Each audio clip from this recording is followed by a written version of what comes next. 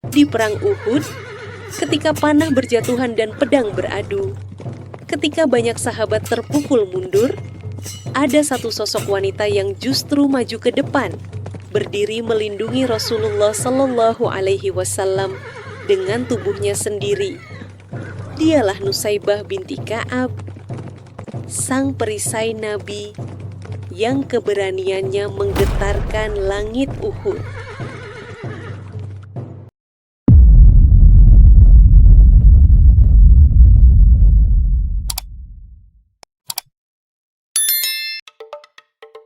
Nusaibah binti Ka'ab atau Ummu Ammarah adalah nama besar yang tidak sering diperkenalkan.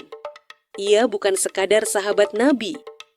Ia adalah seorang pejuang, seorang ibu, dan lambang keteguhan iman. Hari ini, kita akan menyelami kisah hidupnya sejak awal hingga akhir perjuangannya.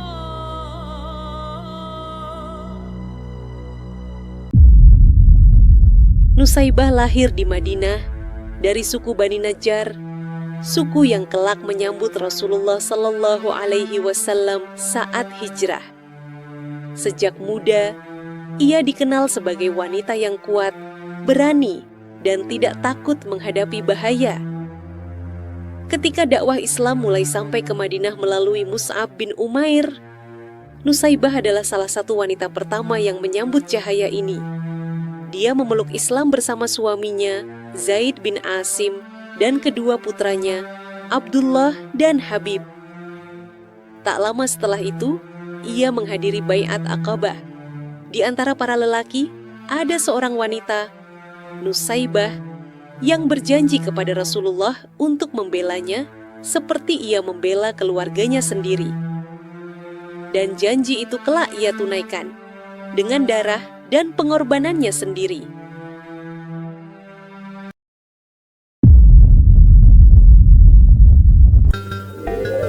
Uhud, hari di mana kaum muslim diuji. Awalnya kemenangan berubah menjadi kekacauan ketika pasukan pemanah meninggalkan posisi mereka. Pasukan Quraisy menyerbu dari belakang. Teriakan memenuhi udara. Barisan kacau, banyak sahabat terpukul mundur. Namun, di tengah debu perang itu, ada satu sosok wanita yang justru mendekat ke arah Nabi Sallallahu Alaihi Wasallam. Awalnya ia datang membawa kantong air untuk memberi minum para prajurit. Tapi ketika ia melihat Rasulullah hampir terdesak, ia mengambil pedang dari seorang sahabat yang gugur dan berdiri di depan Nabi seperti benteng hidup. Rasulullah Shallallahu Alaihi Wasallam bersabda, "Dimanapun aku melihat pada hari Uhud, aku selalu melihat Nusaibah binti Ka'ab berada di depanku." Bayangkan, sementara lelaki-lelaki berlarian, seorang wanita berdiri tegak menghadang musuh. Pedang demi pedang menghantam tubuhnya, tebasan mengenai bahunya, tombak menembus lengannya. Tapi Nusaibah tidak mundur, tidak sedetik pun. Ketika putranya Abdullah terluka, Rasulullah berkata, "Obatilah luka putramu, wahai Ummu Ammarah." Setelah membalut luka anaknya, ia berkata, "Bangkitlah wahai anakku, lawan mereka." Dan Abdullah bangkit kembali, menebas musuh yang melukainya. Rasulullah kemudian berdoa untuk Nusaibah dan keluarganya. "Ya Allah, jadikanlah mereka sahabatku di surga." Tidak ada doa yang lebih mulia dari itu, dan tidak ada perjuangan yang lebih layak menerimanya.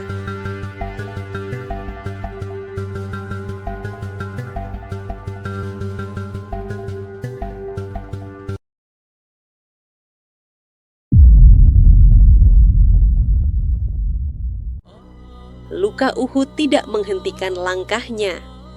Ia terus berjuang dalam perjalanan dakwah Rasulullah, selalu siap memberikan tenaga dan pengorbanan. Bahkan setelah Rasulullah Shallallahu Alaihi Wasallam wafat, imannya tetap kokoh. ketika fitnah terbesar muncul di masa kekhalifahan Abu Bakar dan Musailamah Al-Kazzab mengaku sebagai nabi, Nusaibah kembali mengangkat pedangnya. Pada perang Yamamah yang sangat berat, tangan kanan Nusaibah putus terkena tebasan musuh. Tetapi ia tetap bertahan sampai Musailamah mati terbunuh dan peperangan berakhir. Khalifah Abu Bakar menangis ketika melihat luka-luka parah di tubuhnya dan memuji keberaniannya. Sisa hidupnya dihabiskan di Madinah dengan tubuh yang penuh bekas luka. Luka-luka itu bukan tanda kelemahan, tetapi bukti cinta dan pengorbanannya untuk Rasulullah. Nusaibah wafat setelah perang Yamamah dalam usia yang tidak muda. Dan ia meninggalkan warisan yang tidak bisa ditakar, warisan keberanian, warisan iman, warisan keteguhan hati seorang muslimah sejati. Nusaibah binti Ka'ab adalah bukti bahwa keberanian tidak mengenal jenis kelamin, tidak mengenal usia, tidak mengenal kondisi. Di hari ketika banyak orang mundur, dia justru maju. Dan mungkin dunia Islam tidak akan sama tanpa pengorbanannya. Jika kisah ini membuat Anda kagum, tersentuh, atau mendapatkan pelajaran, jangan lupa untuk like, share, dan subscribe channel Muslim Utama. Tulis di komentar, tokoh Islam mana lagi yang ingin Anda dengar kisahnya?